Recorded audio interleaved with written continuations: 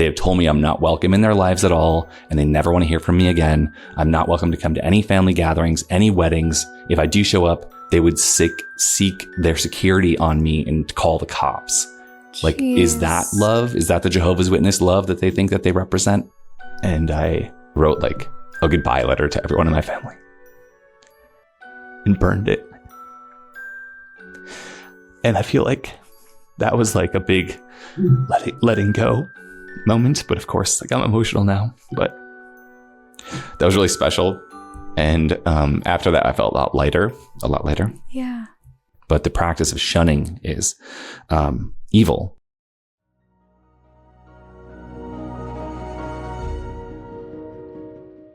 Hey, my name is Shelise and this is Cults to Consciousness, where we discuss leaving high-demand religions or organizations and finding healing and independence through awareness and true individual sovereignty. As always, if you're only listening and you want to see our faces, you can go to our YouTube channel at Cults to Consciousness, where you can join in on the conversation. All the YouTubey things like subscribe. It really helps the algorithm. And it's just amazing to see how many people are coming forward and becoming advocates for these people who are bravely coming on and telling their stories. Remember, they always read the comments, so leaving those words of encouragement really means a lot to our guests. So today's guest, he reached out to me. We've been wanting to do this for a while. It finally made sense. He is ex-Jehovah's Witness, and we haven't done Jehovah's Witnesses in a little bit, so I'm excited to jump back into that one. I know that Jehovah's Witnesses and Mormonism is like pretty close. I feel like we're like brother-sister religions in a way. There's so many similarities. And so it's always fun to talk to people who have been in Jehovah's Witnesses because I can so deeply relate. So with his story, he felt the cognitive dissonance mostly in his teen years. He was trying to express himself through music within the bounds of the religion, having a really hard time pushing back on some of those rules because all of the rules and restrictions within the Jehovah's Witness religion around music, and eventually left, came back, and then he left again when he realized he could no longer do this, and finally was able to fully express himself through his music, through different bands, and now he's actually creating a documentary called Witness Underground, where he follows other musicians and their stories and talks about their life within the Jehovah's Witness religion, coming out of it, and then again, fully expressing themselves and healing through music. So we're really excited because he's launching very, very soon, and we would love your support to also help this get off the ground. We'll tell you all about how you can do that later. But first, let me welcome Scott Homan. Thank you for joining us. Thanks so much, Elise. Really excited to be on Cults of Consciousness. Been a long time coming. Really love your show. Oh, thank you so much.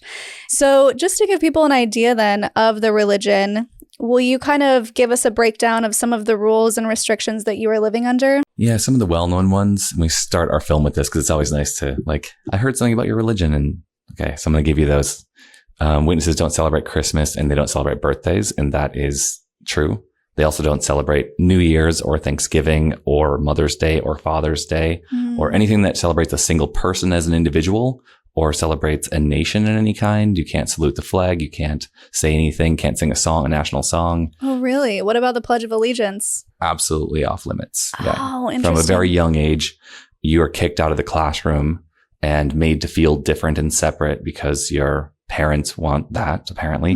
If you're a religious Jehovah's Witness, and you are ostracized essentially from a very young age. Like, I'm different. I'm other for everyone else in the classroom. For a young example of some stand I had to make against, in a way, like, I kind of felt it was like it hurt because it's like this social thing, but then it's like, well, I'm standing up for something right. And there shouldn't be, there is a fight against the church, against state, which of course, as like an 8-year-old, you don't know what anything that means. Right. But someone has told you like, that's something we're for, okay. So I'm standing up for like justice in my country against like the evils of the dominance of religion or government or something. I don't know. They try to, it's like, it's all of a sudden the confusion begins, right? Like, well, what do I stand for? But yeah, no holidays, no government, no Memorial Day. Anything that has to do with like the rest of humanity is basically like, no, we don't do that. We are different. Okay. And then it begins like the persecution complex, which I never really thought of until way after getting out, or had even heard of. But like the feeling that you are being challenged by everyone else because you are in a religion or a Right. culture or a different group. The religion leaders want you to feel like everyone's against you. So they give you 30, 50 different situations where you are not part of the main group and you are made to feel different because you kind of have to, or, you know, God and the demons are all watching. So you need to self-police and make sure you like take that stand because it might, you know, block you from getting into heaven or paradise one day. Yeah. Like that's always the thing that's running. So like from the very, very young age, all the fun stuff. You can't even have like a cake that was made for a birthday, even if you don't sing the song or actually go to the party, but there's leftover cake. Like that's wrong because that was made an offer to a celebration that was off limits according to the Bible. Or if it's a holiday, it's like that was made as an offering to the false god of that pagan religion and this pagan representation in what is so-called Christianity, but it's actually Christendom and the evil, like negative, false form of Christianity. So like you can't have candy from a holiday. Wow. So even if it's after. The first thing that came to mind, because Thanksgiving is coming up, would you still make those classic meals and just not call it Thanksgiving, or turkey and cranberry sauce off limits? A lot of people do that. And I fortunately was from one of the families who my mom never really joined it, and she maintained a lot of the traditions in our family and would do it the day after. Okay. Or like her mom, my grandma would like, they'd get us Christmas gifts, but they would call it like the once a year gift. Oh, wow. And we would get it on the 26th of December from the non-Jehovah's Witness grandparent. I like that. Loopholes. Which I appreciated. Yeah, lots of loopholes. Lots and lots of loopholes. Even my Jehovah's Witness family were like new in their religion. Like they joined it as adults. Yeah. My grandparents did in their 50s and my parents in their 30s with kids. We even had I don't even know why Thanksgiving is off limits or New Year's, because they're not religious or really national. They're just like a special day. And Thanksgiving is really important in general U.S. culture. I know there's like some controversy about its origins, of course, and I fully accept that whole topic. But it was really important for our family on both sides. So like we had like a Jehovah's Witness version of Thanksgiving the day after Thanksgiving for the Jehovah's Witness family. And we just called it like, oh, it's like turkey and cranberry day. Got it. Because it's like, it's on sale, you know? So there was like definitely loopholes on my side of the story. Yeah. But it's like, those are like the small wins that like make life a little bit palatable.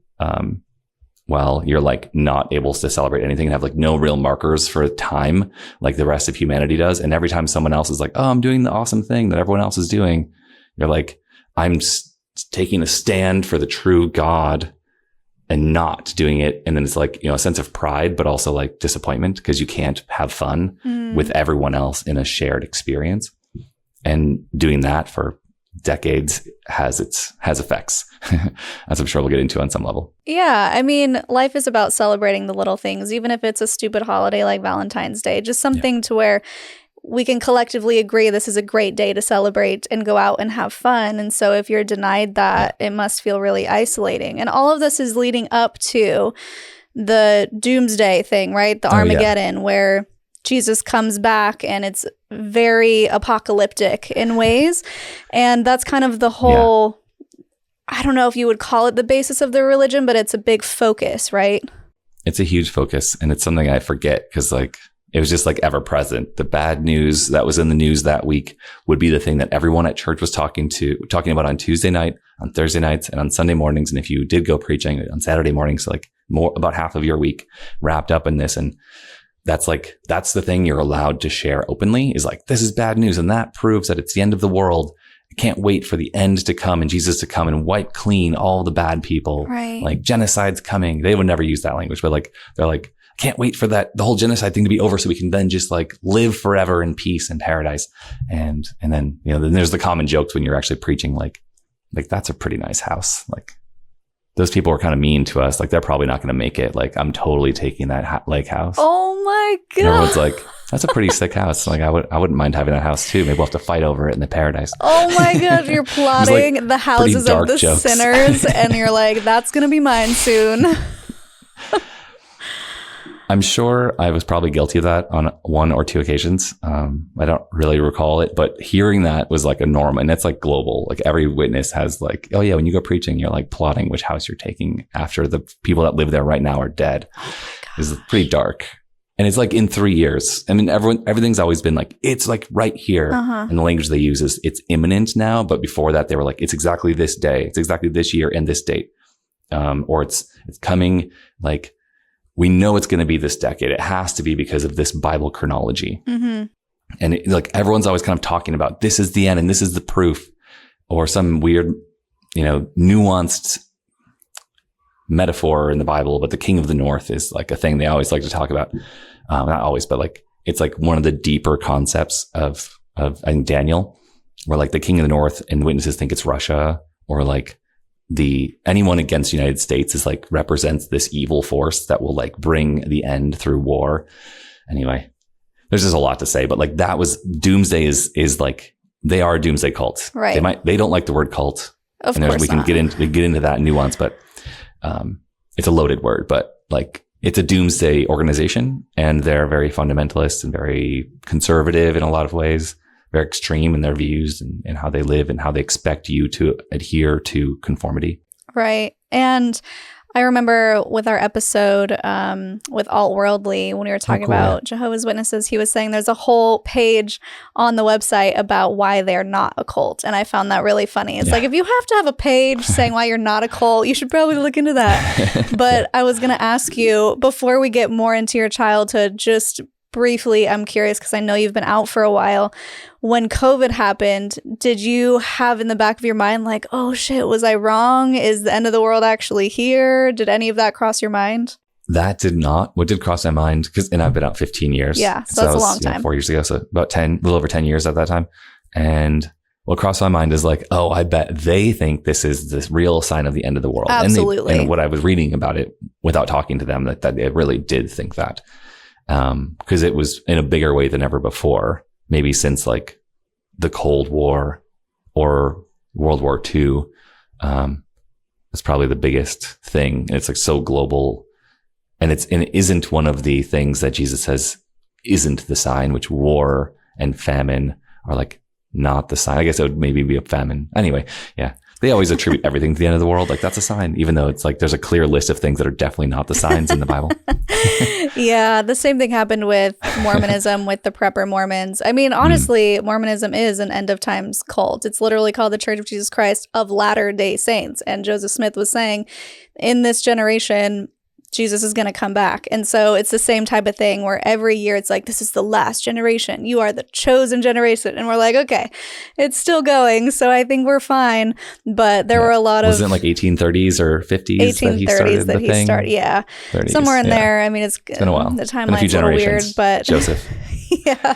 Yeah. So a lot of Mormons were like, this is it. Get your food storage ready, which I never really... It doesn't make a whole lot of sense, because if the earth, according to Mormonism, is going to go up in flames, so is your food storage. Like, you're not going to need that if the earth goes up in flames and you're lifted up. Anyway. Oh, is it kind of like a rapture? It is, yeah. Okay, interesting. It's extremely terrifying and very graphic and gruesome. The older prophets like Joseph Smith and Brigham Young, I believe, have been known to say that the streets will fill with blood in Salt Lake City. And it's like they really described what it would be like. Yeah, it's pretty gross. I went to the temple in Salt Lake. Oh, you did? Yeah, I went to the temple, and I went to the tour. Is there a wax museum under the temple or on the temple grounds of all the people, individuals? I don't know what to call them, because they're like from other planets. They're like a human, like a full room with like a person writing, like everyone's writing something, and they're different humanoids. Wait, from what? Different planets, humans from other planets. What is this? In Temple Square? Yeah. There's like a whole wax museum tour of the writers of the 12 or 13 books that aren't the Book of Mormon. It's like the other books. Hold on. You're just unlocking some new conspiracy that I've never heard of, and I have to look into it now. It was a very public tour. I'm not saying like I got a private single person tour by like an insider. It was like hey, come along with us. Like, we're taking the non-spiritual people like you heathens out there on a tour of God's true people. Come into our basement layer of aliens. What in the world? And then later I went up into like the tower where like Jesus, you like go up through a space tower where like Jesus is like out, and you're supposed to like have a moment of silence with Jesus. This is so new to me, and I'm going to look into this. Guys, if you have heard of this before, let me know in the comments where this is, because I'm so curious. Salt Lake's really interesting. Yeah, I grew up in Utah, but not in Salt Lake. I was like 2 hours north, so we weren't really in Salt Lake at all in my childhood.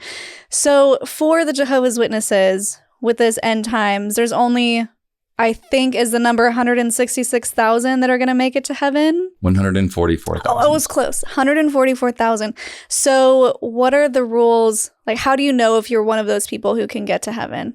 That's an interesting question. And I learned from when I was 6, to bring up a story, an important moment for me. I was 6, 7 years old. My mom's dad died, not ever affiliated with this religion. Believe he was Lutheran, or they were Lutheran-ish. But he read the Bible all the time. He had the King James. He would smoke his pipe every day and read like a chain smoker. He died suddenly from a aneurysm, and everyone on the side of the family went to the funeral. They're like, your grandpa's now in heaven. And all the Jehovah's Witnesses, my parents had just started going there, were like, your grandpa's definitely not in heaven. Only 144,000 can go to heaven, which is very confusing. So I spent like a year, like I learned how to pray. I'd never prayed to God as a kid until then, because like Jehovah's Witnesses pray all the time. You're listening to other people praying. So I was like, I'm always praying, and I'm asking God, like, why not 144,001? Like, why does my grandpa not deserve heaven? I don't understand. I'm confused. And like almost like mad about it, like yelling at God, like, why can't we have a +1 to heaven? And not understanding that like I didn't also have the possibility of getting into heaven, and like it's a very elite class. And I was taught, and I thought was true up until even like recently, maybe after I was out, years after I was out, that like the leaders of the Jehovah's Witnesses, they believed they were going to heaven. I always thought that they weren't, and I didn't even know who they were. I'd never heard of their names as a witness. So like the leaders were almost like an anonymous group, it seemed like, and maybe to a normal adult, they wouldn't have been, but they weren't like celebrity. So it's like, well, who can go? So I was always under the impression and taught that the people that are writing the magazines and the books, that the Jehovah's Witnesses, like the Watchtower Bible and Tract Society Corporation of Pennsylvania, that we like have to give our allegiance to before we get baptized, that group was made up of, the writing group was like the actual, they call it the anointed class, and they are the ones that get to go. And I may have misunderstood that as an active witness, but you know, I was an active witness for over 20 years. So is that my fault that I didn't know that? I don't know. So to show that you are one of those special people, there's one, like the mass that the Christians might do, where they drink Jesus's blood and eat his flesh. Yeah. That like human sacrificey weird thing that Christians do. Jehovah's Witnesses do that once, but only on the Jewish Passover. The same exact, following the Jesus and his disciples method that they did in the Last Supper, famous Last Supper. So in the witness world, that's the only holiday that exists, and it's the only special day that they have each year, and it follows the Jewish calendar. So when Jews are to this day celebrating Passover, witnesses are in their place on after sundown doing their thing.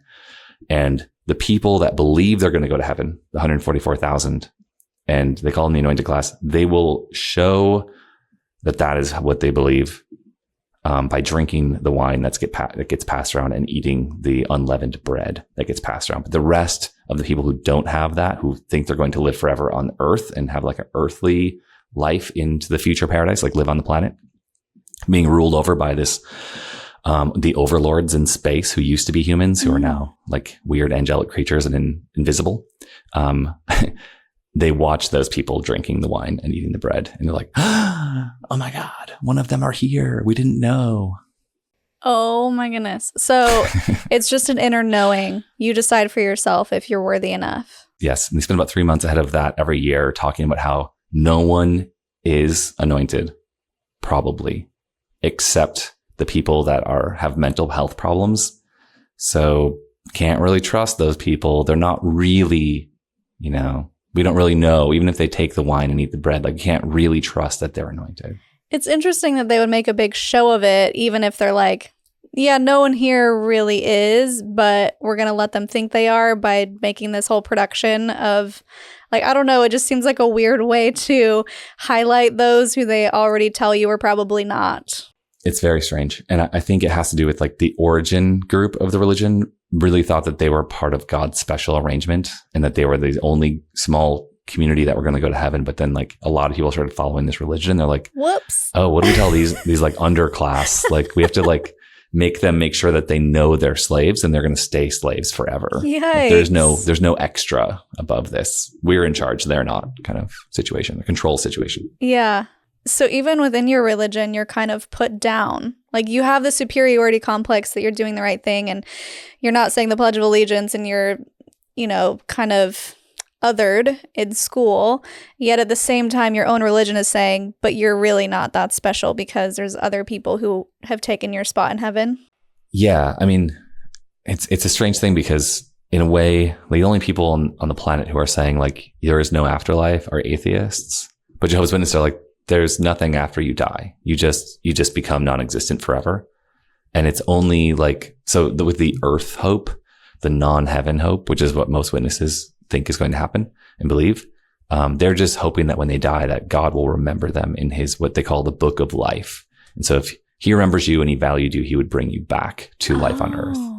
But otherwise, you're just dead. Like you're 100% like non-existent.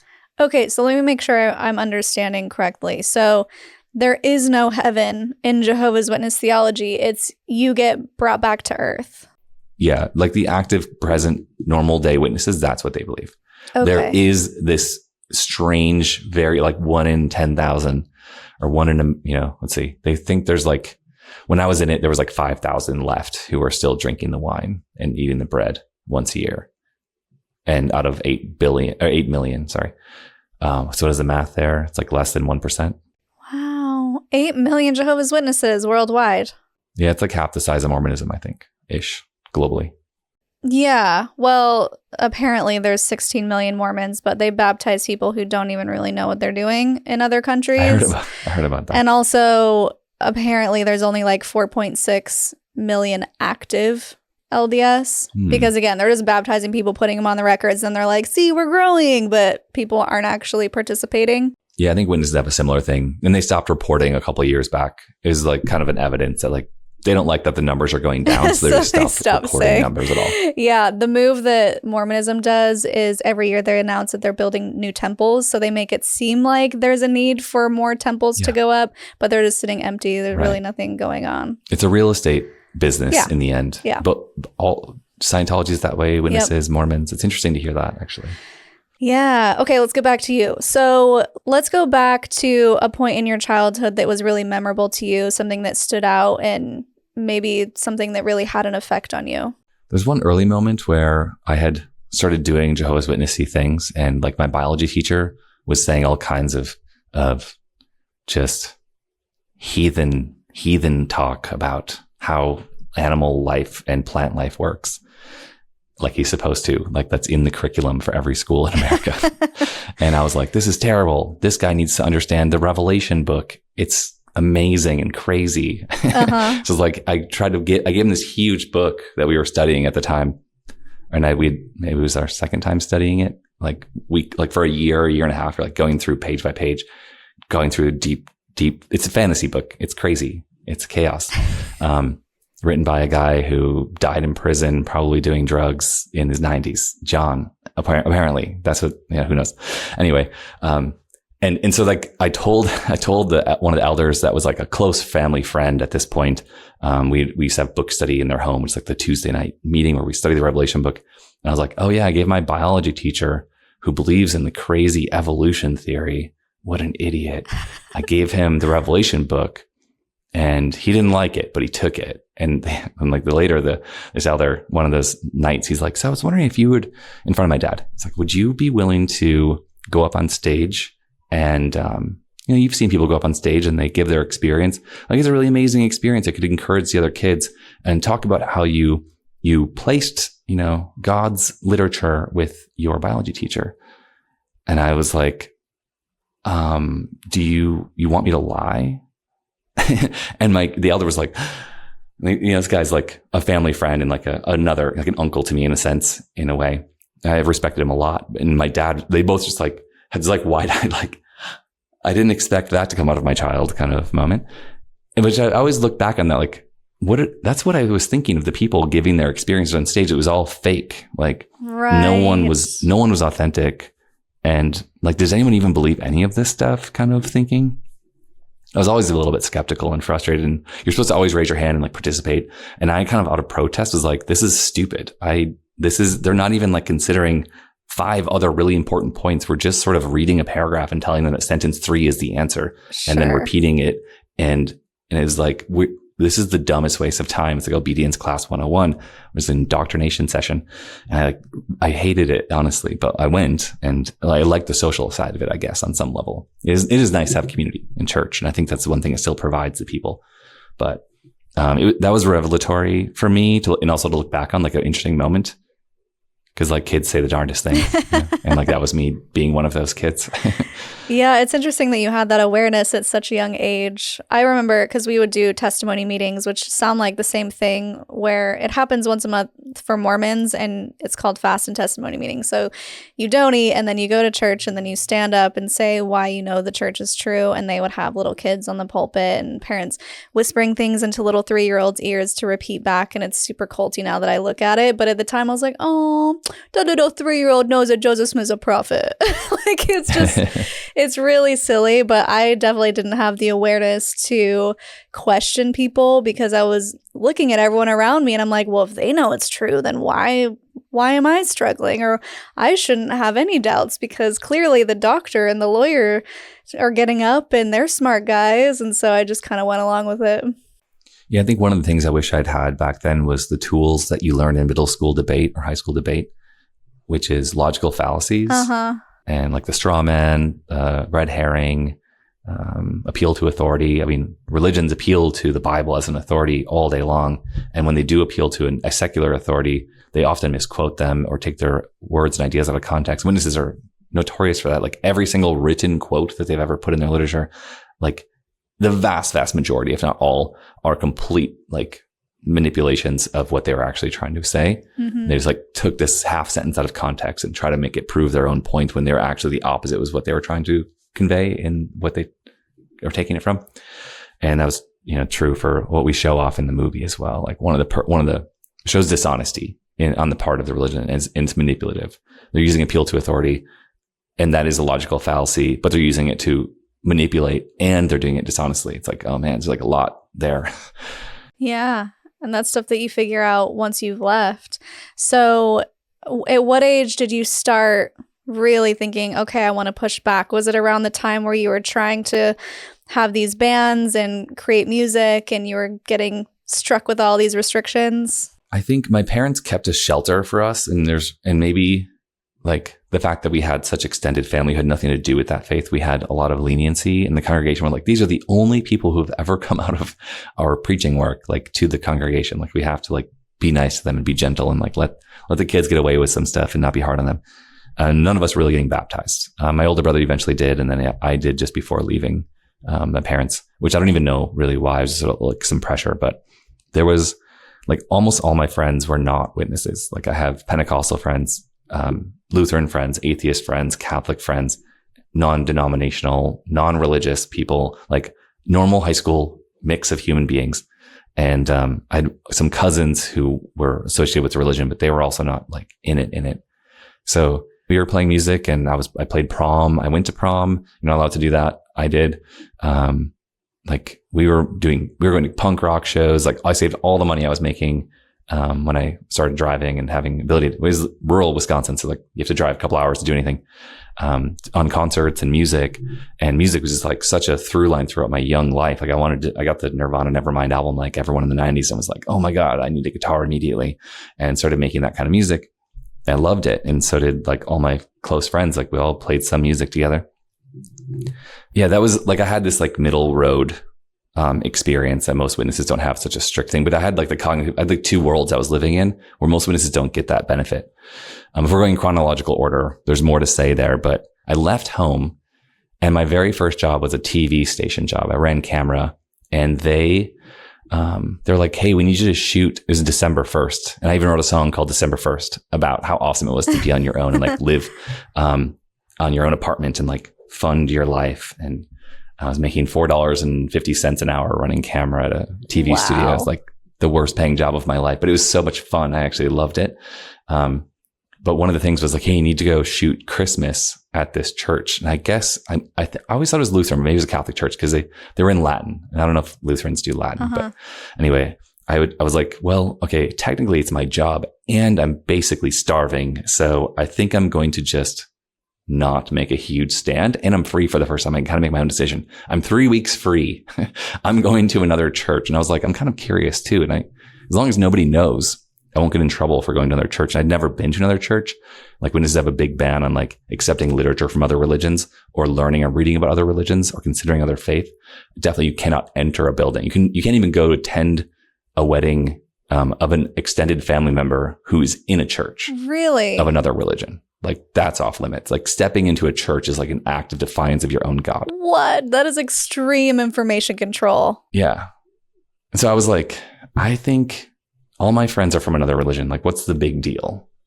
It's not like I'm worshiping. I'm just running camera. So like I gave myself the loophole. Yeah, I'm just going to check it out. And so I was running sound and I'm getting different angles. And there's, it's a live production. So like there's a guy talking to me. You're like, oh, get that shot. Okay, zoom in here. Okay, just grab this thing. Get that light. Do a super zoom on that light. Okay. I'm doing all this like creative stuff.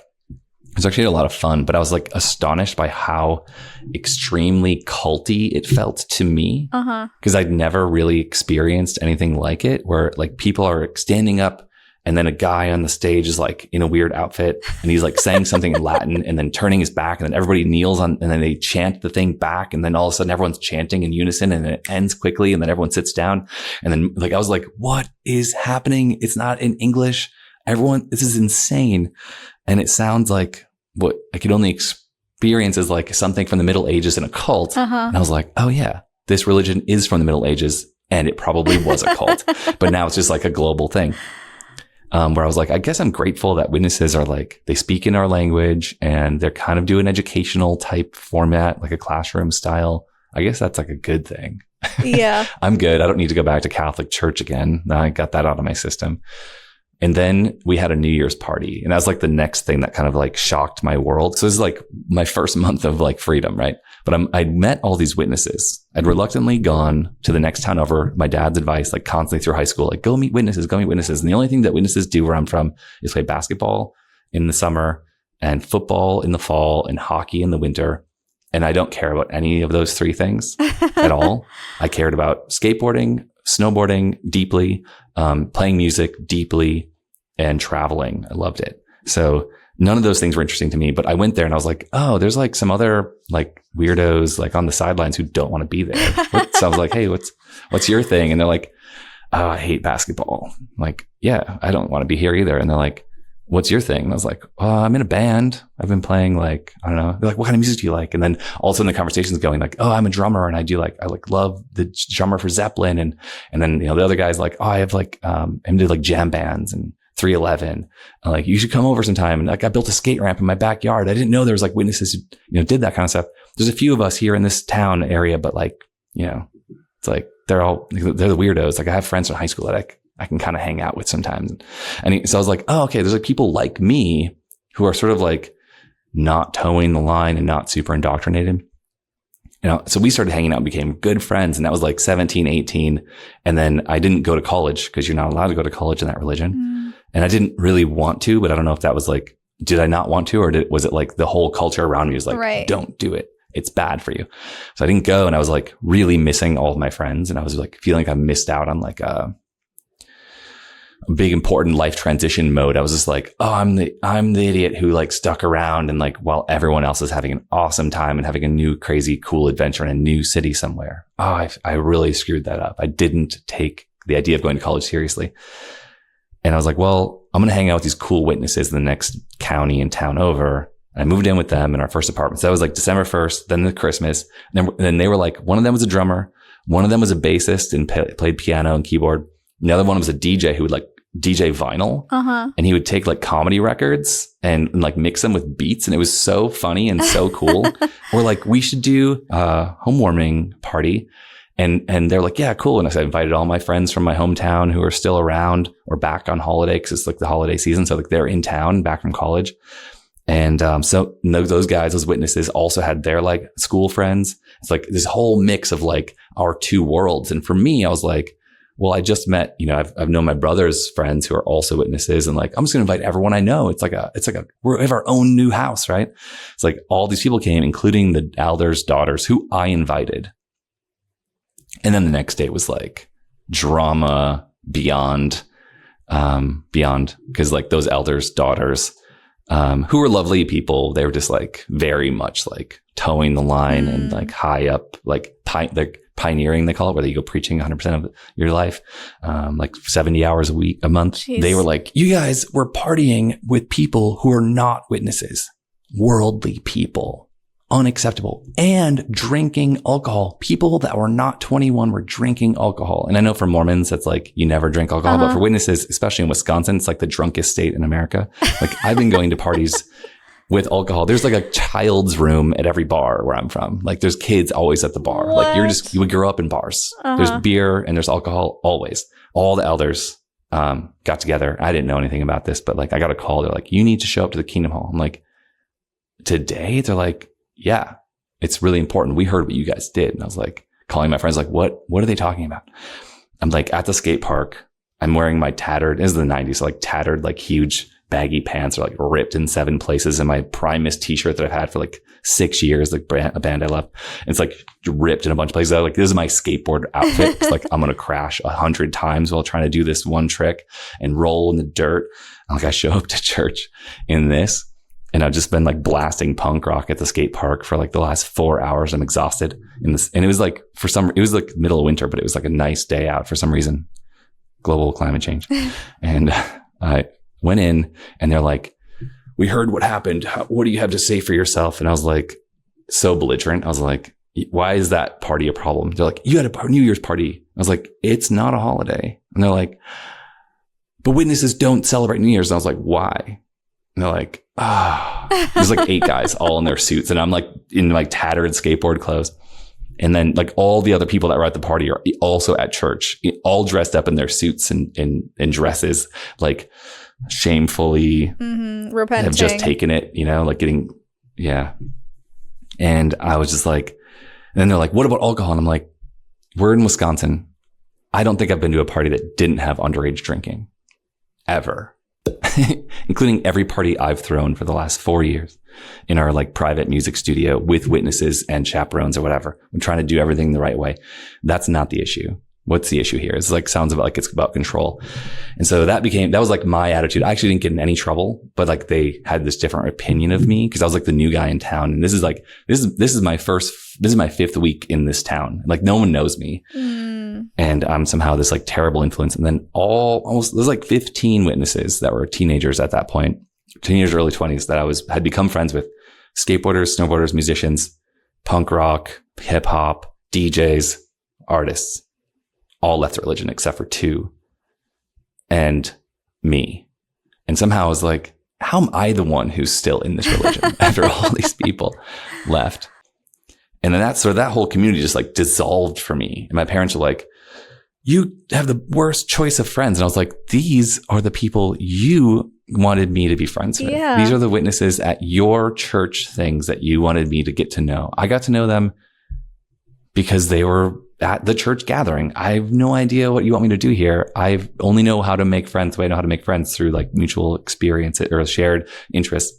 Anyway, then it's like my high school friends were like, summer hit. I was at the TV studio. Like that whole world just fell apart. And I was like trying to like, make things happen for my life. And I stayed at this TV studio. And then my friends came through and they're like, hey, do you want to go to California and hit up there's like 6 skate parks in America at that point. Now there's like 4 in every town in America. But at the time it was like rebellious to be a skateboarder and just something we deeply passionately loved and watched every skate video that ever came out and every snowboarding video that ever came out. And they're like, you want to hit the road with Dave and I, my buddy Tim? We're going to go to the West Coast and like check out Burnside in Portland. And then we're going to go down to San Diego and there's this other park and like go to LA and like skate the riverways through LA. I was like, damn, that sounds so fun. Let's do it. And I just like I got to work and I just like told the manager, I was like, I quit. He's like, you quit? We have a show in like an hour. And I was like, what? I gotta go to the West Coast like right now. He's like, I can't believe you're doing this. I was like, well, you paid me $4 an hour. So what do you expect? And I just pieced out and I like got in the car and we hit the road and it was awesome. And I just like having that break from the religion and all the drama, and like all my friends weren't in the religion anymore. Right. So, having my true friends, like my real friends I made, like pick me up and like get through it is cool. And then like having, like space and time was like super valuable. And we ended up going to like week 5, we were in San Diego with like a friend. It was like a friend of one of the guy's brothers living in Pasadena. And they're like, yeah, they want to go to church. We're going to go to church on Sunday. Do you want to go with? I was like, you know what? That whole religion is like broken in so many ways. I went to the Christmas thing. Like, what's one more? Like, give it. They're like, yeah, like, I mean, you've been doing your religion. You never talked to us about it, but like, obviously it's not like super strong. Like, check this other thing out. Like, so I did. And they gave me like,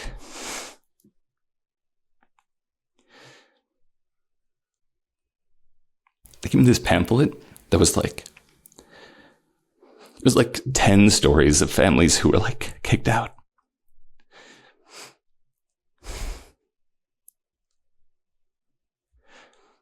It was about shunning. And so it's obviously like personal, but I read that day.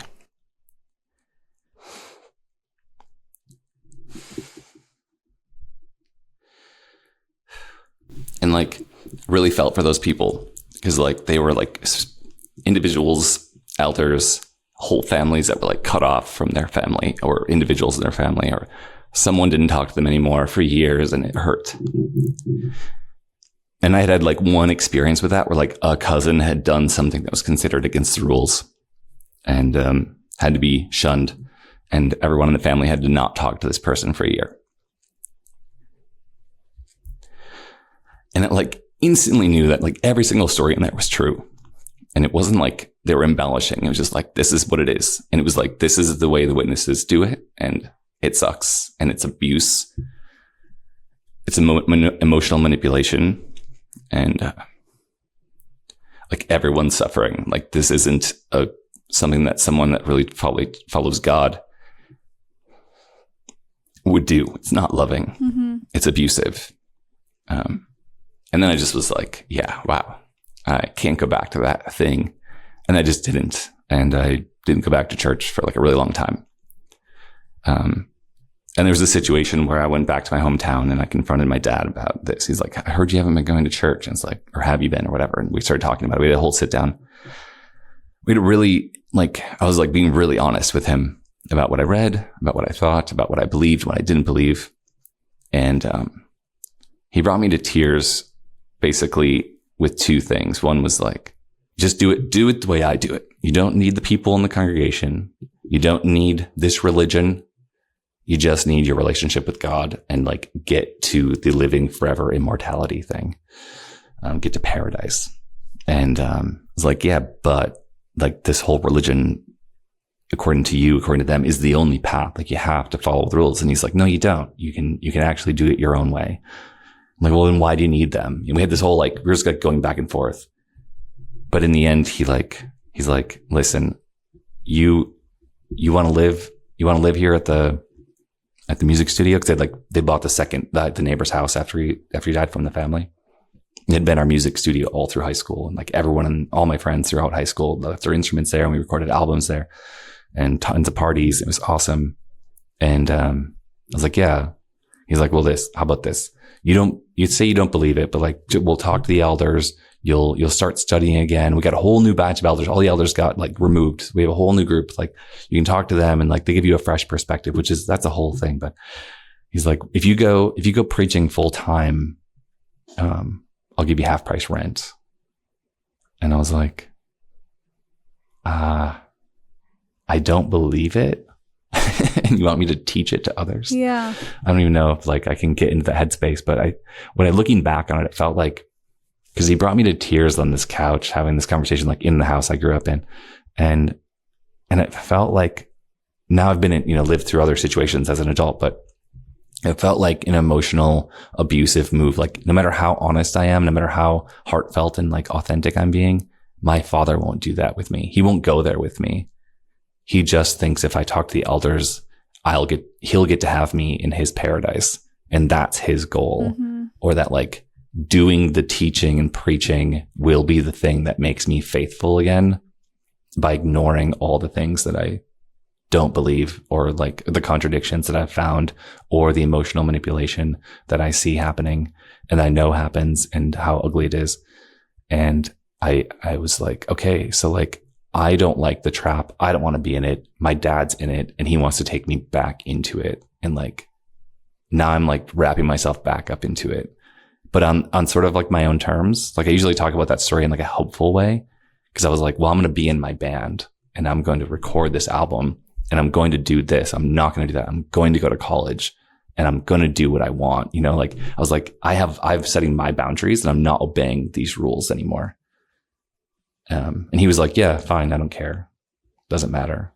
As long as you like get to live forever. What I'm imagining is going on, and I don't know because I'm not a parent, but from hearing other people's stories and even just talking to my mom, we've done episodes with her. It's like these parents are so deep in this belief system that they truly think their own child is going to suffer or go to hell or not come back for paradise, and they will do whatever it takes to make sure their child is back on the path. And what I've noticed throughout my own extended family or friends is that these parents will do anything, even if it means destroying the relationship with the child now, and meaning that they can secure their future in the afterlife.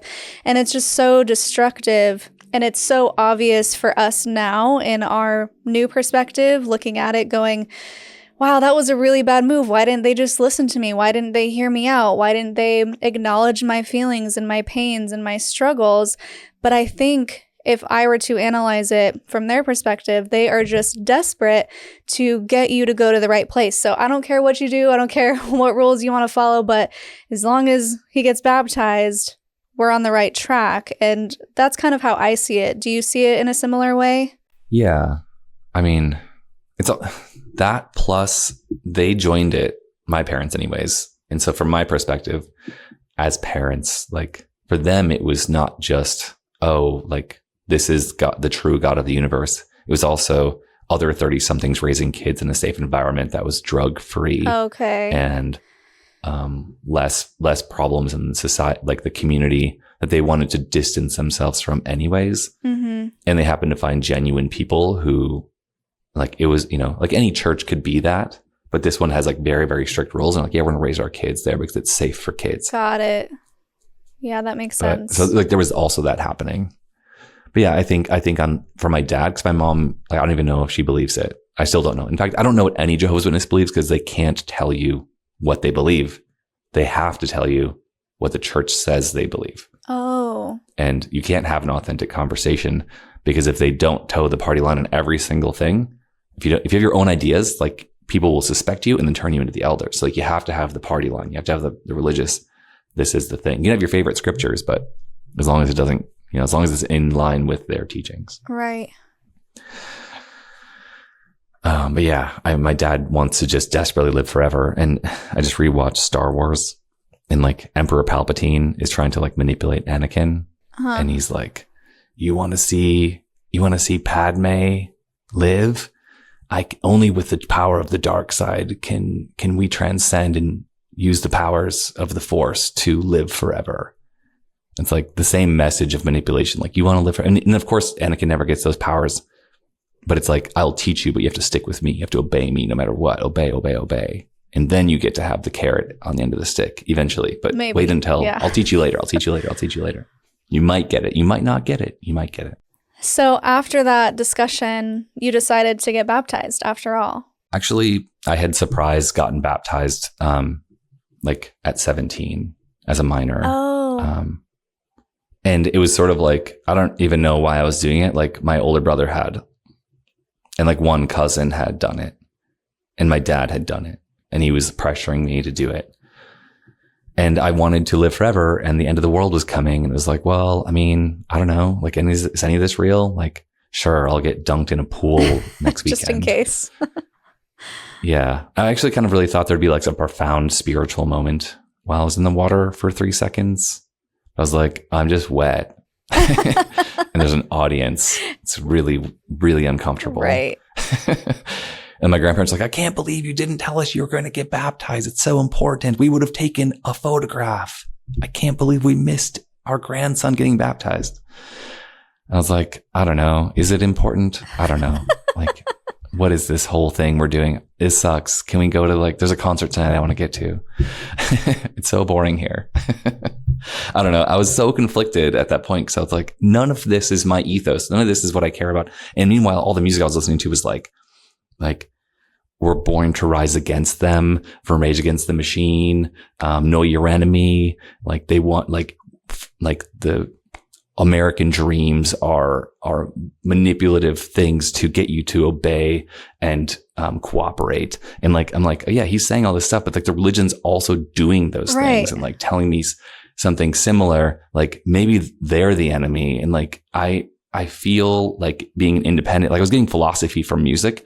That was way more important to me than the obedience classes we were having 3 days a week. Yeah. That felt more authentic and more real. And that like, I felt like was guiding me. Like music can save your life. A lot of people in our film community, and music, like the Witness Underground community often say that like music saved their lives or was their savior at that point. And I feel like it was very much a coping mechanism. Like I would be depressed. And then like as a teenager in the fall, as all the leaves are falling, it's getting cold and it's going to be a 6-month winter again. And like, I'll play music for 2 hours a day and like be okay, but like sort of like bummed about everything and like feel like I was missing out on everything. And I had been missing out on so many important moments in life. And just like, okay, I'm just like alone at home all the time and I don't want to be, but this is it. I guess I have music. And I would lean into it. And I eventually wrote a lot of songs that we recorded. It was always there. Music was always like the through line that kept it going. Yeah. But yeah. So what was crazy about that time was that I was like, I'm living in the studio. And in that spring came around, I worked and I did the Jehovah's Witness thing. And I played music and I was like, the guys came back for summer from college and they're like, let's get the band and like actually put this album out. We've been playing all these years, all these songs, and we did it. We like recorded an album. And so I was like back in my like hometown band for the summer and we were toured a little bit. We put an album out and it was awesome. We were called The Clones. And I loved that. And at the end of it, I was like, well, I'm starting to meet all these like goody two shoes Jehovah's Witnesses who are all preaching all the time, pioneers, they call them. So I was doing that and I was going on like hiking adventures and like camping and like whitewater rafting with Jehovah's Witnesses while doing the preaching or after. And so it's like, we're trying to like mix fun with the Jehovah's Witness stuff. And,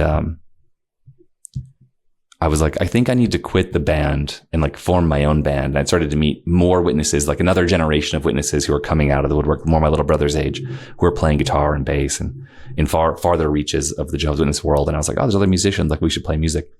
And then I formed my own band. I'd already recorded it with my guys from my first band. And I was like, hey, you guys want to like play my songs? We'll make a band around my music and we can make more music later as we go. And we did that. And then like one person got disfellowshipped, which means like kicked out forever, like ostracized, shunned. And I didn't shun him and my little brother didn't shun him. And then that was a bassist and we got another bassist. And then a guitarist came in and then he did something sexual and he got kicked out. And then he would call us all the time. We didn't shun him. We would take the phone calls and have a conversation. My little brother and I would both do that. And it was like, yeah, like music bond and like the friendships transcended that. But at the same time, it's like so hard to have a band where like a minister is in charge of who's in it when you're trying to like do something about self-expression. And like, it wasn't even so much about rebellion. It's just like, this is the only thing that works in our lives. It's like, we need the music because this other thing is this authoritarian pressure that never goes away. And if the demons are watching at all times and God's always watching and I have to self-police because like I have sexual urges and those are all wrong. And, just like the amount of pressure and also like isolation from the rest of the world is like, it's just like exhausting. And then to have your own band members be deleted by a minister, it's like, get out of my life. Oh my God. Yeah. I'm so exhausted of all this. So what ended up happening to your band? Did you just eventually shut it down? My own band was called ADD Chronicles that we did with my high school buddies. And then the second band was called Waking Life after a movie by Kim Kazan. And Linklater, I believe, did that. And there's a whole Easter egg there for people who know. But yeah, like I kind of just dissolved it. We played a bunch of graduation parties and we started recording again. And we brought in a guy we met who's in the Witnesses, but he kind of on the edge. And he used to play for Black Dahlia Murder because he's like friends with those guys in Detroit. So he'd like drive 8 hours to like play a show in Detroit with Black Dahlia Murder, who've become a huge mega metal band. But that was cool because he was in our band when we were Witnesses. Yeah. He could shred on guitar. But yeah, I just sort of like fell apart and I was like, I'm so tired. I'm so tired of like all of this. I'm so tired of like the Witnesses and I just want to do anything else. And then ended up moving to Minneapolis. But during that tumultuous time, I had met, and this brings us back to the movie, I had met these Witnesses in farther places in Chicago. My band, we played in Chicago with a bunch of Witnesses. That was like a party. We met a bunch of other bands there. And there was a whole music scene in Chicago of Witnesses. And then in Madison, Wisconsin, I got connected to some people who found there's a website of Witness music, Witness artists. And they didn't say that. They were just like, it's called Nuclear Gopher. NuclearGopher.com was the website. And were always putting out a new album and there was always a new concert and they would announce it publicly and the public could come and Witnesses could come. And just like, oh, cool. There's like a whole scene. And I kind of was like, I kind of want to go check that out. And also I had an opportunity to go work in Minneapolis. I went there and I started meeting those artists and I started going to the music shows and there's like a music festival with just Witnesses called October Ridge. And I went to that and I became friends with a bunch of these Witness artists, but I was sort of like, burned out, like deeply burned out of like giving it such a hard go and having it be like faltering and hitting so many roadblocks and pressures that were just so frustrating. And I was just like, I'm just going to enjoy it. And I started playing in like a cover band with some of those guys. And I was like, I just don't care. And I sold all my equipment and I got a nice career job into like film and electronics, which is an interesting fusion in the 90s, early 2000s. That became a big part of my life. Like I do electronics design for engineering work and I'm in cinema, but I spent like 3 years of my life totally dedicated to electronics repair for home cinemas. And now I make movies and I work on electronics, new electronics. So it's kind of like, that was like the inception of like my future. Yeah. So at that point, did you decide to fully leave the faith? And is that when the shunning happened? I know you wanted to touch on the effects of shunning once you do officially leave. Yeah. That's a good point. I guess we're quite a ways into this. So the big moves that happened later were that a lot of the people in that music scene, there was a special bond when you speak music and understand music and make music. Like that's beyond just what the church teaches and your similarities and what you think is going to happen in the afterlife. And a lot of those, and I shared that. And I think I just brought that ethos with me, like open-mindedness, free speech, like no judgment. And there's a lot of that going on in that community there too. And we had some pretty strong bonds. We ended up partying a lot together. And what I didn't know, and I learned actually making this movie, Witness Underground, was that one of the people at the heart of the scene had just left their religion just when I got there or been kicked out or whatever. So you had this whole drama and then people started like getting out. And some of those people that were getting out of the religion were my friends.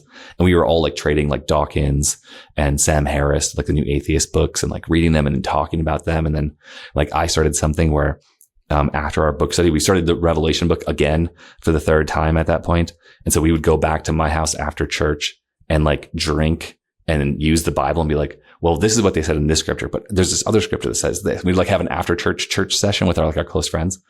And then I created like a rage room that I actually had. I didn't talk about this at the studio, but like I had this rule where like you could take whatever you were drinking and you had to like wind up and then scream as loud as you can and then throw it at the wall and keep screaming until all the broken pieces shattered and hit the ground. And I would make everyone at the parties and at our house do it after talking about like the Bible. That's therapeutic.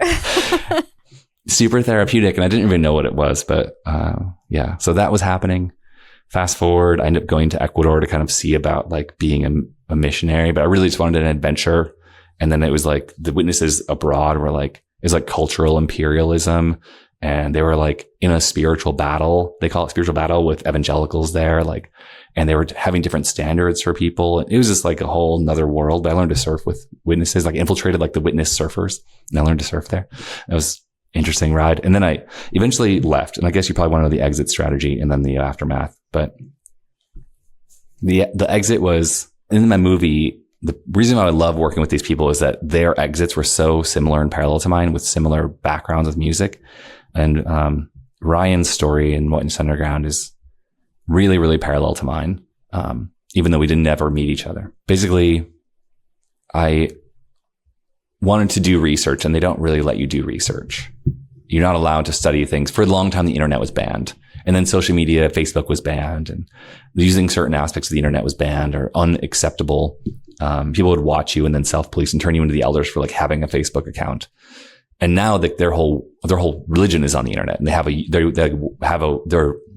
their name is a URL. Like their entire faith, jw.org is like their website. Yeah. Which is such a change. Like I was told I was reading apostate literature when I mentioned that the Jehovah's Witnesses had a website to people that were in the religion. Back in like 2000, they had a website. And people were like, no, they don't. They would never. Oh, wow. And now it's like, of course, right now they're televangelists, and they were like, Jehovah's Witnesses would never do that. We don't even know who the leaders are. Now they're like celebrities. Yeah. Anyway, I decided to give myself the freedom to look up something I always wondered about and had doubts about, which is like the biblical flood and the Jehovah's Witness timeline for that flood. Uh-huh.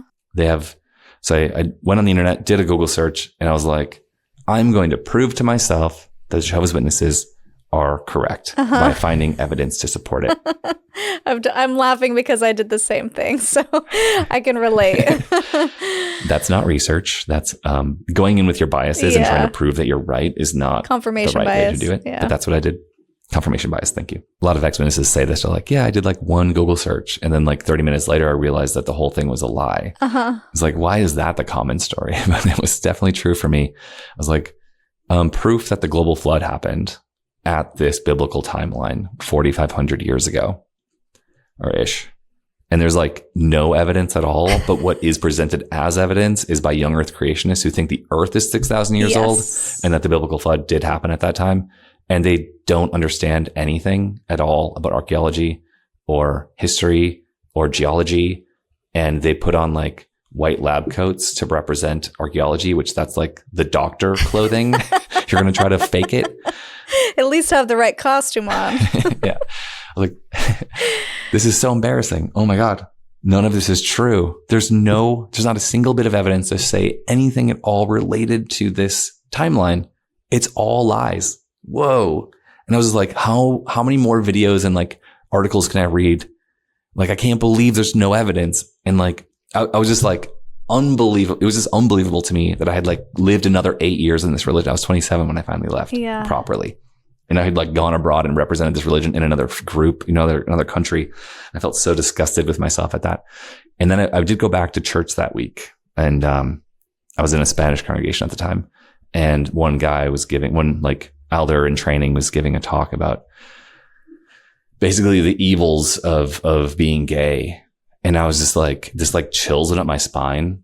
And I was like, oh my God. And I looked around and I was like, everyone's like just nodding along. Like, yeah, I'm turning to that scripture. Yeah. Gays are bad. God's going to kill them. And I was like, oh my God, these people are in support of this terrible homophobic hate speech. I'm in a cult. Oh my God, I'm in a cult. Oh, how did I not see that? Yeah. And I just got up and I walked out and I never went back. And it was like this huge, huge relief. Yes. Oh, same thing happened to me. Same thing. It's like once the goggles come off, and I talk about it a lot, once that vision is clear, you can't not see it. So that same thing happened to me. I went back to church just because I had just moved to California. I didn't know anybody. I was like, I'll go to church and make friends. And then I sat in a lesson and I was fuming. I was like, how did I not hear this before? It just seemed so obvious and I couldn't not hear it. I was like, I'm never going back. This is crazy. Yeah. And a lot of people, they have this moment where they're shocked and they're like, how do I do this now? How do I go out into the rest of the world and live this life with nothing? And for me, I feel like I had been deconverting and deprogramming and like, what's the word? Deconstructing everything for like, since a teenager, a little bit at a time. And like those things we were having after church with the drinking and the rage, glass shattering, was just like little elements of that like coming out. Where I was being more and more open about it on different topics throughout my life. And for me, it was like this huge breath of fresh air. And I was dating someone at the time. I got out of the Kingdom Hall and I was like in my suit and I was like, that's the name of their church. the Kingdom Hall. And I got out and I was like, hey, to the girlfriend. I'm not going to name her. Yeah. We're not on great terms. I was like, hey, girlfriend, we need to talk. I have something I want to tell you. Can you come for a walk in like now? And she agreed. And we went to this spot in Colorado. And I told her I loved her for the first time. And I dropped the hugest bomb ever on like a lifelong, like fully dedicated Jehovah's Witness woman who's very intelligent, but like also very sheltered from this faith group and the isolation of it. But she accepted my position. And I mean, that was like an all or nothing kind of like risk, right? And then her and I, so she spent like the next couple of months like secretly like doing her own research.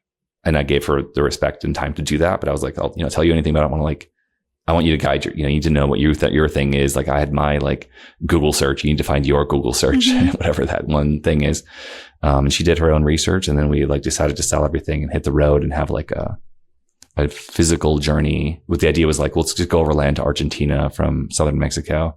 So we bought a one-way ticket, sold everything, got a one-way ticket, and just like hit we just backpacker life. Wow. As we like deconverted. We had like 12 books, like The Atheist Way. We were reading books that were like about understanding meaning, like Frankl and from the concentration camp survivor.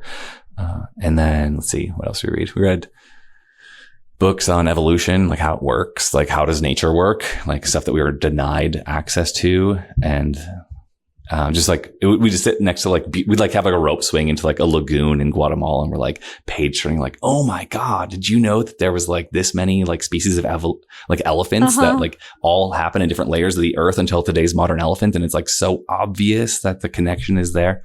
And like there's so many millions of proofs by millions and millions of scientists over a period of time longer than the age of our entire religious like the religion existed. Like Darwin's been around longer than that. Yeah. Like how do we not get any of this information? It's so obnoxious. And then it was amazing to have like a physical journey as we took our spiritual journey out to our deconversion journey. That was 6 months we did that. Wow, that sounds amazing, and it sounds optimal. And I wish everyone could have that opportunity, because we talk about how deconstruction is really, really difficult, and you have to be in a place to be able to physically do it. Some people don't have the time to spend hours researching, and some people don't have the emotional capacity because they may be already filled to the brim with other life things and they just can't take on one more thing. So that's another thing that we always tell people is, don't look at those who are in these groups and say, you idiot, why don't you just figure it out? Why don't you just pick up a book? Because it's never that simple. And sometimes it means your entire world literally crashing down on you. And especially in Jehovah's Witnesses' case, you lose your family, you lose your community, and it's a very real, tangible thing. It's not just deciding that the church you go to isn't the right church. It's so much more complicated and nuanced than that. So it's amazing that you are able to take a pause on your life and just pick yourself up out of the bubble and literally move yourself away. Get yourself out of that environment, be in a new headspace, be in a new physical location, and just have the opportunity to talk through all of these things. Yeah, and to do that with someone was huge. Like to have another human being there who like wanted to do it was amazing. Most people don't get that special experience. But also, I recommend that to a lot of people. Like, if you give one piece of advice to someone who's going through something like this, at any stage, it's like move yourself to a new location, because there's a lot of things that remind you of it. There's a lot of pressures from the local people that you know or that know you. There's a lot of reminders that can trigger something or like bring you back into an old headspace. But if you're in a fully fresh environment, that can really help accelerate the path to healing, processing trauma, moving forward. Yeah. Let's fast forward then to the reaction of your family members when you did this. Great question. Yeah. So my family weren't really all that good at the religion, as I've described. But so there was a couple of years where like they would hang out with me and her. And then eventually her and I broke up, and then they would still see me. But it was like, it was tense, and they would like delete me on Facebook digitally, but then they would re-add me suddenly out of the blue. And like there would be conversation and there would be like nothing for 6 months. But I'd already been living away from my entire family for like 8 years at that point. So it wasn't like, it was strange because it was like digital shunning. We only talked like once a year at that point. So like that might not have been clear from that, because we're talking about a 20-year period in like, a few minutes, 30 minutes. Eventually, after like 2-ish, 3 years, they they shut the door, and they didn't even make it that clear to me that was going to happen. They were just like, all of a sudden, like, you no longer are friends or whatever.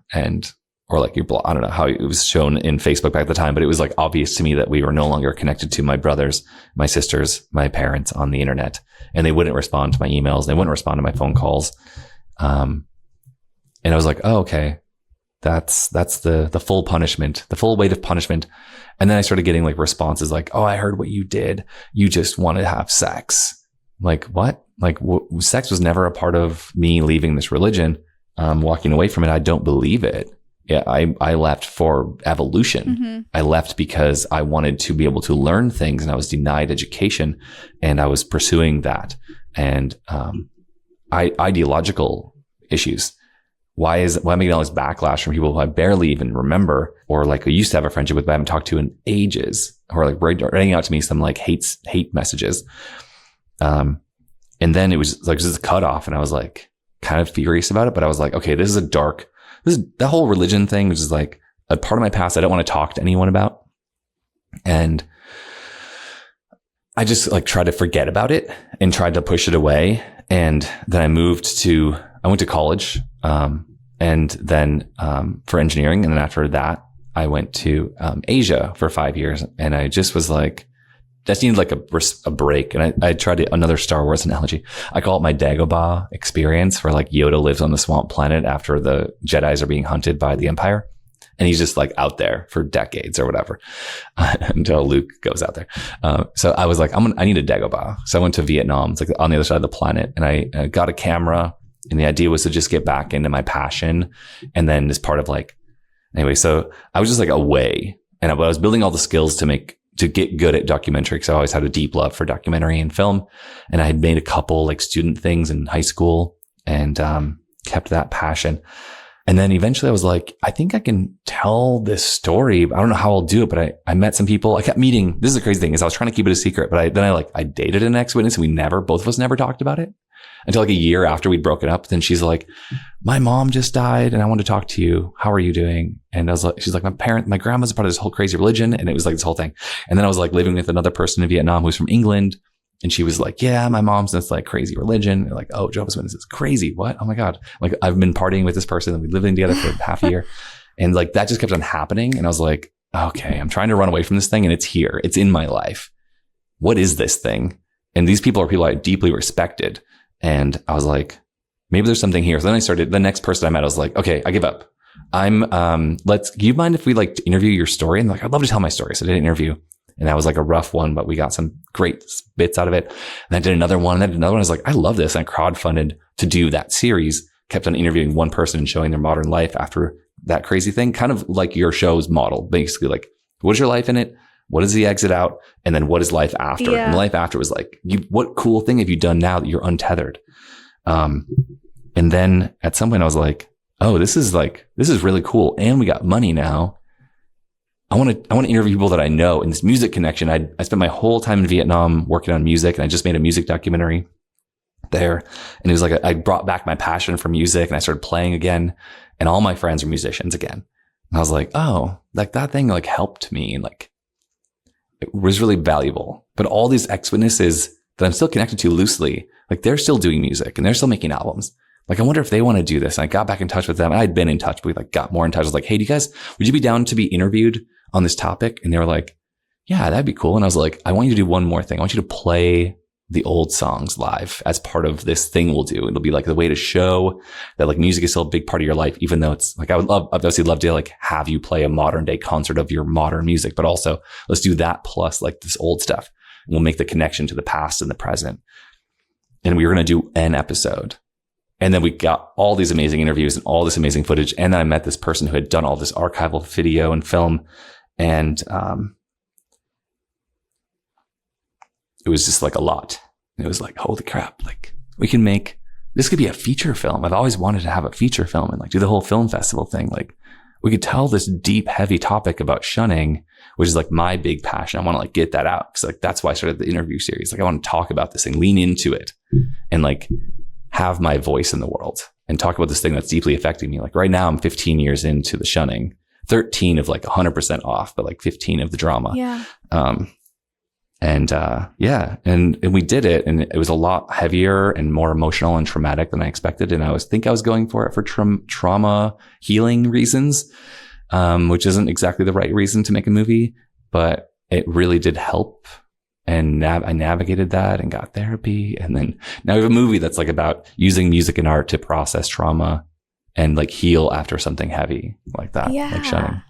In what ways do you think your expression with music has evolved or changed because you no longer have these Jehovah's Witnesses kind of restrictions? I would comment on the people in the movie because that was like their coping mechanism and outlet. And when they left the religion, wow, did they make some powerful art. It's like almost like a whole, I mean, they're not the only ones that are doing it, but like almost like a genre, like a post-faith, post-cult processing music, post-cult genre. And like Cindy Alvendal, one of the songs we highlight in the movie is called A Prayer to No One. And it's a beautiful piano song with like vocals are very present. And she's talking about the realization that this whole time she's been praying to a deity that doesn't exist for her anymore. Like that realization was like shocking to her, that she realized like that God isn't real, that the Jehovah's Witnesses are selling for her. And that was powerful. And like Ryan has like 3 albums. He calls his like his Jehovah's Witness exit experience. He highlights those albums in the film. There's an amazing song that he wrote recently for the movie because we had to remove a song because that person died before we got the rights. So he wrote a song that's even more powerful than the one we had in there about like, I would never leave you. Like saying that to like those he loves. I mean, I could interpret that, but it fits the movie. Yeah. Ultimately, I think my motivation was shunning. It deeply was shunning, like being shunned by family. And then having that powerful music to work with to like convey that story and to convey the emotional weight of what each person's saying in the film. And then to like see their rise of them, finding their voice where they're unrestricted from what they can sing about and what they can do with music, and them hitting the topic so being so on topic, with their music was amazing. I'm so impressed. Like those have become the soundtrack of my life, and I'm excited to like now we made it available right now in our Kickstarter, but also it'll always be available to help them cope with their own situation if they're in some kind of shunning or post-faith situation. Yeah. Oh, that's so amazing. And I want to talk more about the Kickstarter, of course. But before we do, I want to wrap up with your story, which is, how is the shunning affecting you now? You said you've been out for 15 years, and we talked off camera about how even though you leave a cult, if you still have family in it, you never really leave it because things are constantly coming up. So how are you doing with everything today? I had like a unbaptism ceremony I did a little over a year ago. It was kind of impromptu. I've been thinking about it for years. Like, how do you unbaptize? Like, I've never heard anyone doing that. So I wanted to invent it. And I went to Burning Man. And there's a temple there, which I'd never heard of. And it's the most profound spiritual place, emotional place I've ever been to. And it's just like people expressing themselves in every way.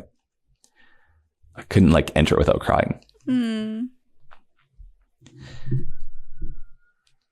And I wrote like a goodbye letter to everyone in my family and burned it. And I feel like that was like a big letting go moment. But of course, like I'm emotional now, but that was really special. And after that, I felt a lot lighter. But like, I mean, since the day I put the interviews out on YouTube and then did the crowdfund to make that series in 2018, and we're in 2023 now. It's been 5 years. And like I woke up this morning to a message because a woman who married my brother, who like had left the religion and went back to it to marry my brother around that something. I don't really know the story. She wrote me a message because like the news got to my family. I'm sharing it everywhere. So it's not like I don't want them to see it. I deeply want them to watch this movie because it's not about them and it's not an attack on their religion. Yeah. It's not an attack on people that are in that religion at all. In fact, everyone we show that's in that religion in the movie, we're very, very fair and like celebratory of the relationships that they had and their participation in that community. And we're humanizing it. We're not trying to say that they're bad individuals, but the practice of shunning is evil. And it's almost like they are a hate group, but they create their own group to hate, which is anyone who leaves. Like, they don't really care about the world. Jesus will murder them, but it's the people who leave the religion who want to say something about how they're being treated with the emotional abuse of shunning. They have a problem with that. They have a problem with them exposing anything negative about them. And so I woke up to a message from this person this morning, which was, I think you're creative and you're intelligent, and I accept that. But what I don't like is that you have made it your life's goal to create from scratch a hate group attacking the Jehovah's Witnesses, which is not at all what my ethos is, not at all what the film is. The film is about exposing emotional abuse for what it is. Yeah. And the real victims, in my feeling, I'm suffering, but like, if you're in the religion, you're the one that's trapped. And like the cognitive dissonance, I suffered it. We talked about it. Like, it's terrible to have to live with doing things you don't want to because you're coerced by an authoritarian group. Even like most people probably wouldn't even think of it that way. But like, looking back on it, that's what I was experiencing.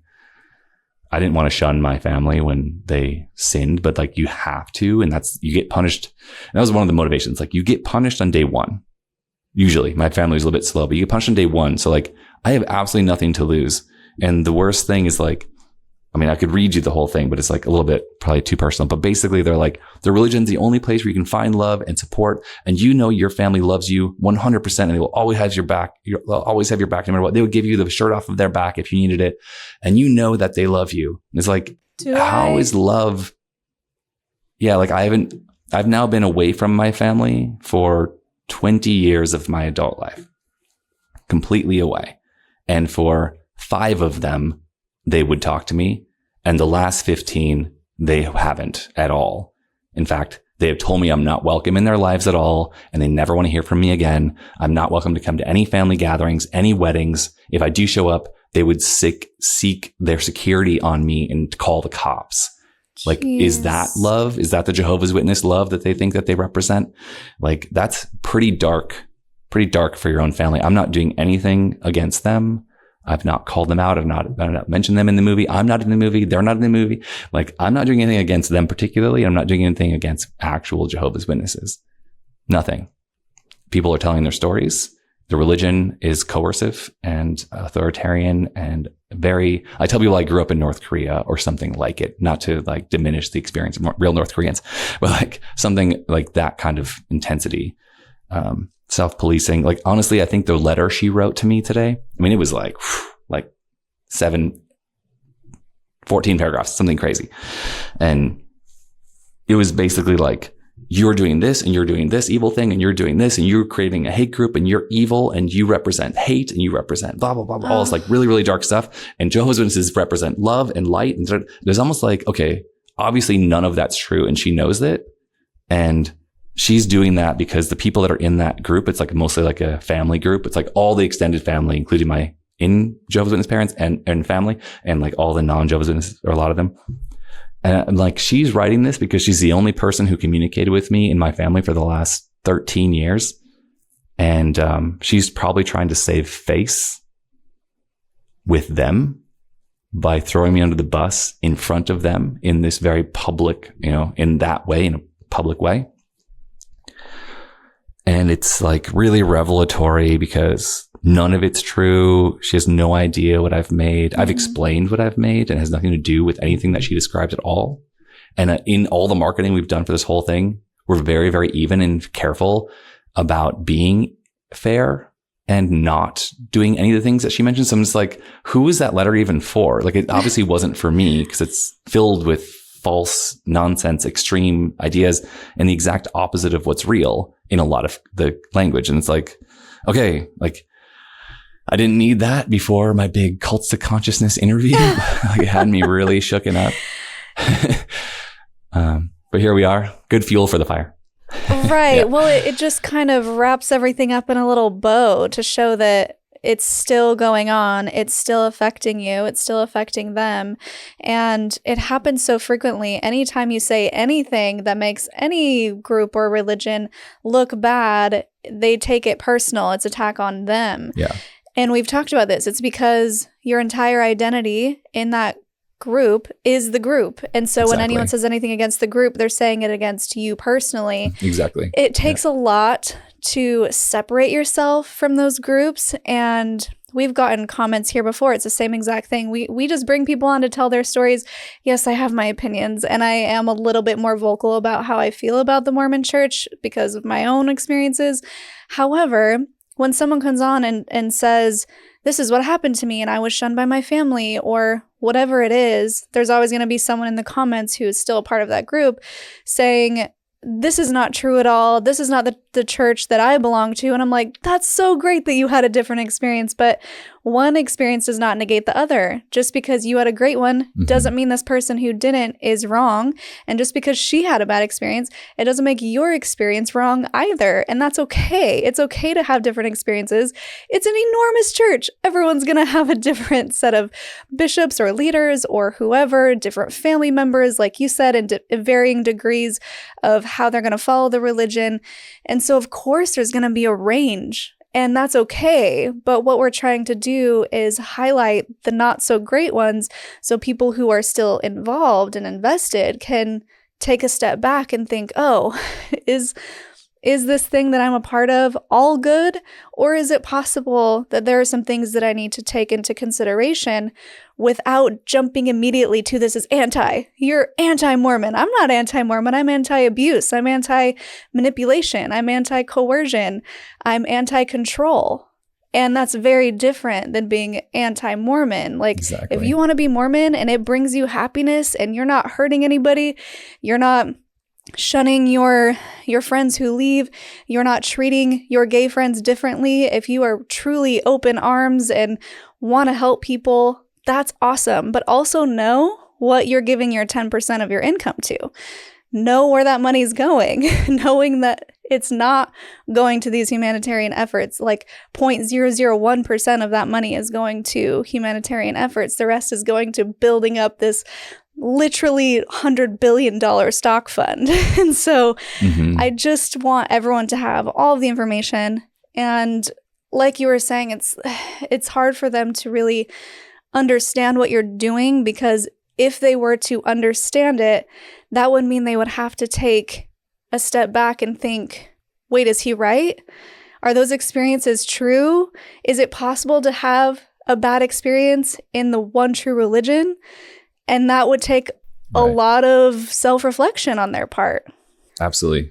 I couldn't have said most of that better. So, like, I really appreciate, especially like I'm anti-abuse, I'm anti-control, I'm anti-manipulation.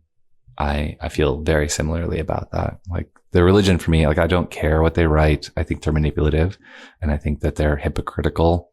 And like, similarly, they have a real estate empire. Most of their money goes into that. Like, even the church I grew up going to, they sold it out from underneath the congregation and took the profits. Oh, wow. And then they're left without one. So like, now I have to drive an hour to go to church rather than 20 minutes or 15 or whatever. Like, it's in my hometown, and they're like, oh yeah, I mean, that's just, God's true religion. Like, they can use that money elsewhere. And like, no, they're using the money to pay off child sex abuse cases in the 15 child rapists in Pennsylvania right now. Jeez. If you're donating to this group, what are they doing with that money? And do you support that? And then also, like, shunning's abuse, and you do it to control someone, to get them to do something your way as a form of manipulation. And if you don't like it, then you call them you name call. Like, this email that I got this morning was like name calling, mudslinging, absolutely filled with lies, and the exact opposite of what's going on. Complete misrepresentation of my character, the film I made. The whole point of it is to just expose shunning for what it is. Yeah. And show a path through it if you've suffered through it. And it's something I haven't seen before. A lot of films similarly like show shunning, and then it's like, okay, now we just feel suffering. We had the suffering and we feel pity. Like, that sucks for them, end of film. But I wanted to show like there's a path forward, and we get to see like people rise up and find their voice. And it's like an inspiring thing. Like you can have a great life on the outside message. Yeah. I hope they watch this. I don't know. Maybe they will. Maybe they won't. I hope they watch your film. And I want everyone who is watching now to watch your film. So how do they help support this? Because I know you were close to the launch date as far as your Kickstarter. Yeah, the final day of the Kickstarter is November 17th, midnight in the States, California time. Okay. So we're in the last week. And so I really appreciate you having us on for that. If you're hearing this during that time, please support it. And you can do that at witnessunderground.com. And that's a redirect to a Kickstarter. And that same URL, witnessunderground.com, will also be the place to find everything about the film and Nuclear Gopher and the music and the Witness Underground podcast as well, which is the extension of the movie that continues it into the modern day with active artists that are still going now, including a lot of the people in the movie, and by like an extended global network of people and authors as well. Witnessunderground.com. And yeah, you can get the film for the first time, extras, subs in multiple languages, and all the music from In the Religion, all the music from after they left the religion. So like, it's like 32 albums in total, including 4 albums from people from the podcast who are big supporters of the project. And that's what like the coolest things, like it lives, like it's an ongoing project, and the people that are like it and pay attention to it have been guests on it, or like amplifying the message. And we're trying to find our audience, but like you need like 1 million views to have a successful film to like fund the next one. And so like getting on a show like yours is great because it's like a very aligned audience. And hopefully the people that are watching this, if you're getting it, you might be the only one in your network that has it. So if you can share about the news of the film, that can really help us get picked up by other streaming services. So the whole point of the Kickstarter, we're using money to do a little bit of the last minute, like final technical details, like quality control on the movie. And then doing PR marketing. So like having like an underground movement of people who are like spreading the message really helps, because then the PR firm can like take that and push it out into get press and magazines and online magazines and other podcasts and channels, get on some bigger shows. And I consider this is the biggest show so far. So really thank you for that. You're welcome. Really appreciate it. Yeah, we do have a lot of JW people or ex-JW people in the comments. So I'm hoping that a lot of people will resonate. And go support, guys. Witnessunderground.com. Exactly. Thanks, Shelise. And you can follow their social medias by the same handles. We'll list everything in the description. So it's all there, easy to click on. And before we go, I need your Linda listen. Your sassy statement as the viral video with the toddler goes, or you can do something inspirational. I wrote it backwards, like, listen, Linda. Sounds a little bit more condescending. But Linda, listen. Shunning is emotional manipulation and abuse. Its purpose is to control someone and to make them do what you want them to do. If you're doing this to someone because you have to, you're being manipulated. Look at who has trapped you. Ooh, that's powerful. And I forgot to mention your social media as well on Instagram. If you guys want to check out what Scott's doing, you can go to Scott Homan on Instagram and follow him and his story and his deconstruction and more about the film. Exactly. Any final thoughts before we go? I think we covered a lot. I think that was the biggest deep dive into my personal story ever. So thank you for bringing that out. You're welcome. There's a lot of the origin story that I didn't usually tell. Yeah, I'm really glad that you were able to come on and share. I know you definitely wanted to talk about the documentary, and I was like, yeah, but I want to talk about you first, Scott. I want to hear your story. So I pulled it out of you, which was nice. And it was great to hear your origins before you built this awesome thing, which I totally support. We have a very similar mission, if not the same mission, to just tell people's stories and allow them to shine through and allow people to feel more compassionate and provide more understanding for those who have never been in a cult at all and see where these people are coming from. So I appreciate you coming on. Thank you. Yeah, that's a really beautiful mission to kind of humanize the cult lived experience and also the former cult member experience, because telling anyone that I used to be Jehovah's Witness instantly like is a new framework in their mind that I'm something different than them and that they should watch out as a red flag or expect less of me or something. And I hate that there's like this, oh, you're something different. And so that's something that was really important to me to put in the beginning of the film is I want to humanize the lived experience. We get to do that by showing people the inside view through archival film and music. And it's so fun and vibrant and is super humanizing. So by the time you get to know their leaving story, it's like, oh, I really care about this person now. Mm-hmm. I appreciate your channel and like that's a big part of your mission. Yes, definitely. Normalize it and bring light to it. So I have to thank everyone who's watching, because you're a huge part of the reason we've been able to be so successful, and a reason that these people have been able to come on and tell their stories. Without an audience, we would just, be doing this for nothing. So if you would like to support the podcast even more, it would mean a lot if you could get some of our merch at cultstoconsciousness.com under the merch tab. We have lots of fun stuff. Actually, you would probably relate to this one, Scott. I have one that says Apostates Unite, because I know ex-J-dubs are called apostates, just like Mormons. So Apostates Unite. Yeah, we have our bestseller, which is I'm Sorry for What I Said When I Was in a Cult. And if you want to become a patron, you can do that at patreon.com/cultstoconsciousness. Our newest patrons, Francis, Nicole, and Deborah, thank you so much for your support. It really means the world. And if you want to be up to date about our first C2C vacation together, we are going to link something in the description where you can add in your email address. We already know the location. It's a big secret. We're going to tell you guys very, very soon. But if you want to be the first to know about when it drops so you can save your spot, click on that link, enter your information. And if you like this video, I'll put 2 more down here that you may want to check out. And until next time, follow your highest excitement, be conscious, and be well.